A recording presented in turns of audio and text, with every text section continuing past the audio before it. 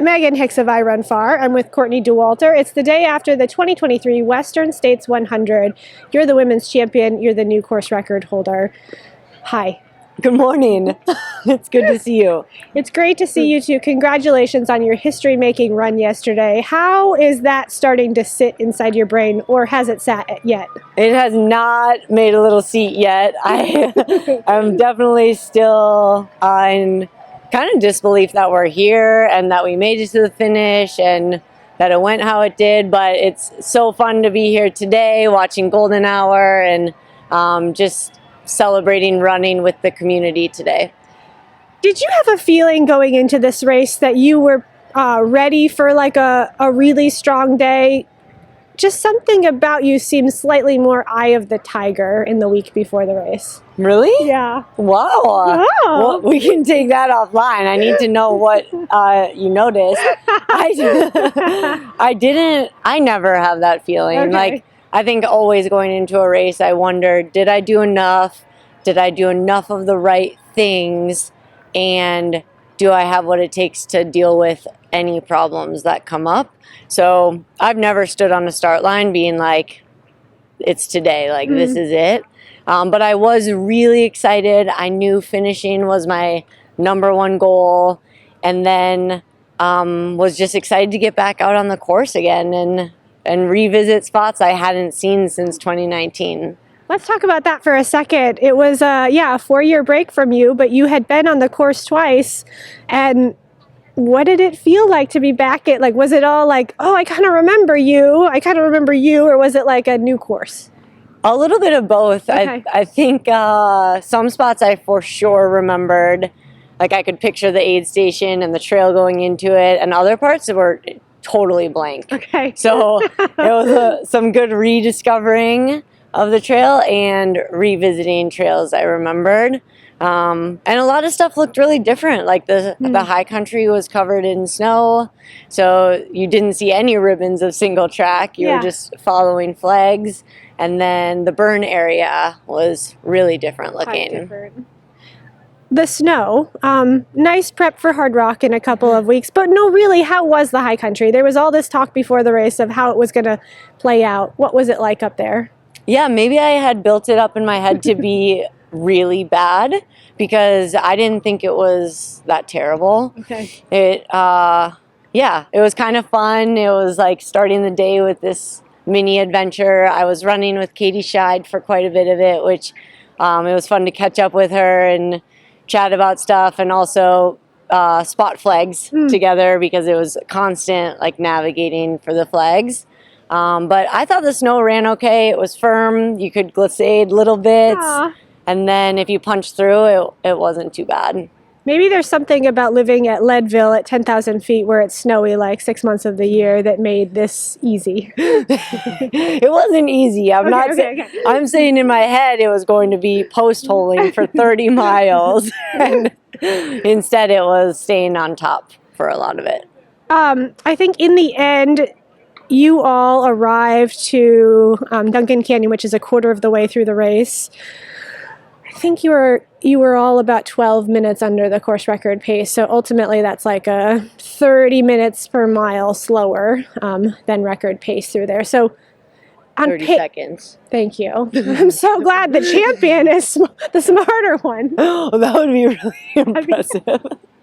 Math. We're going 1,000,000 miles per hour. Anyway, it slowed you down. It slowed the lead women down a bit, but not too much, was what I was trying to say. Yeah, it didn't feel like a game changer. And then we got out of that high country, out of the snow, and the temperatures just stayed so pleasant all day. So, then it was like, let's throw this gas pedal down and see what happens. Let's talk for a minute about the interplay between you and Katie. You two were quite close together for a long time. Did you spend time running together? Were you being chased for a while? What was that like? I think Katie's so great, and so I was psyched when we hit the escarpment together and could head out into the high country. And we were chatting quite a bit about all sorts of things, from food to the Tour de France show, everything in between. And We just got a little separated at an aid station where my bottles were full, so I started rolling, and I'm like, Katie, like, come catch me, like, we're going. And she just took a beat longer, and then we separated. Okay. But she was right there for still many miles after that, and it just felt nice, like we were just sharing this adventure. Did you feel the heat of her? I mean, she's Katie Schide. She's also a UTMB champion. Her CV is pretty incredible. Did that offer some heat knowing she was right there? Not early on, Okay. but later for sure. I was like, Katie can close. Katie's got wheels. Katie's got like 100-mile experience. Like, she can crush this last half of the race. And so I was just trying to keep my forward momentum going. Starting about a third of the way into the race, and then just incrementally and fairly evenly, you started ticking off minutes on the course record. Did you have any awareness of that, or are you entirely running to Courtney feel? I was definitely going by feel, and would sometimes get some updates about the course record, but I didn't know what was going to happen. Okay. Like, it felt like, okay, that's a neat fact about right now, but there's still 40 miles, there's still 20 miles, like anything can happen. And so I was not banking on a finish line, let alone a certain finish time. You really let it rip on Cal Street. Like, most of your splits, like, picked up a couple minutes on the course record here and there, but the Cal Street section from Forest Hill to the river, you just dug into that course record time by a lot. What was going on Cal Street? Was it a mistake? I don't know. Well, here we are. It was not a mistake. Yeah, I don't know. I got to Forest Hill and basically thought, like, let's go all in on this and really make sure that if we get to the finish line, there's no doubt that we gave it everything we had. I think I've also just been, like, thinking of my pain cave and chiseling it out as equating to being able to sustain suffering for longer. So I was like, well, let's try 40 miles of full gas, like, see what's left, see if we can hold it. But Cal Street was fun. I didn't get to really run it properly in 2019, and it's a fun section of trail. So yeah, it was just getting towards that river crossing and then seeing what happened after that. Actually, that's really fun to hear you say that, you know, Cal Street was where your hip undid itself in 2019, and to, get there and be able to properly run it in a way that felt good to you.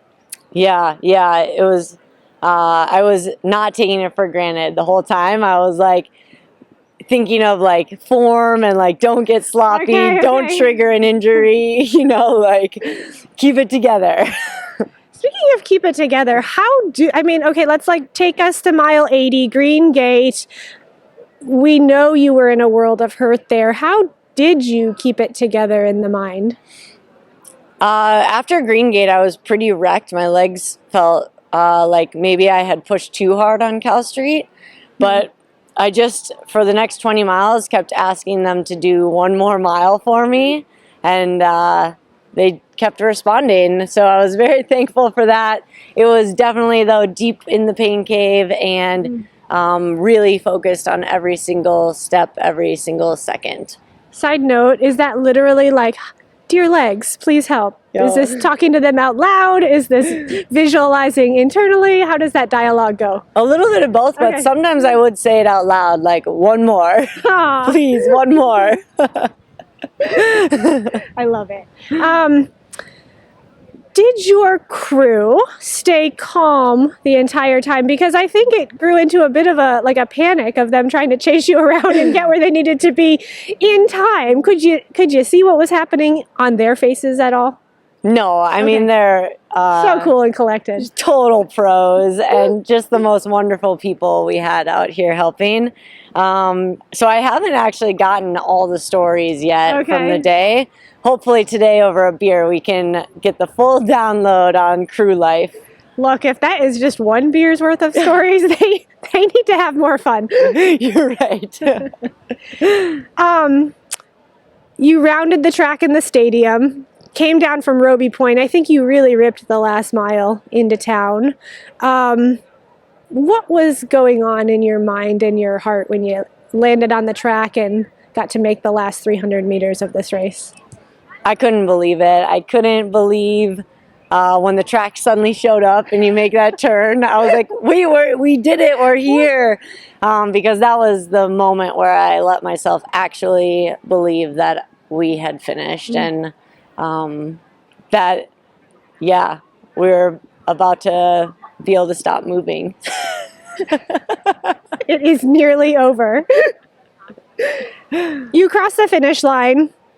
You become the new course record holder by something like an hour and 20 minutes, a mark that had been set by the iconic Ellie Greenwood now 11 years ago.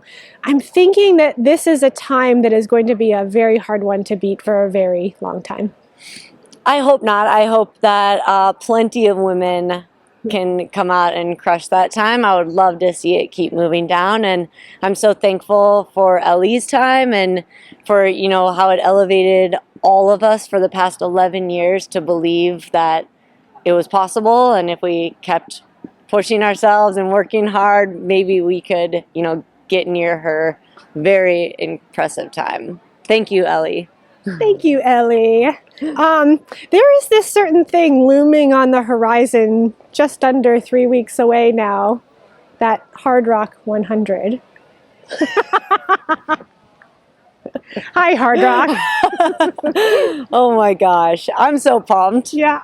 Yeah, I mean, when I signed up to do this double, I wanted to leave myself all the way on the Western States course and then figure out how to leave myself all the way on the Hardrock course. So we did step one, like that was all I had for yesterday.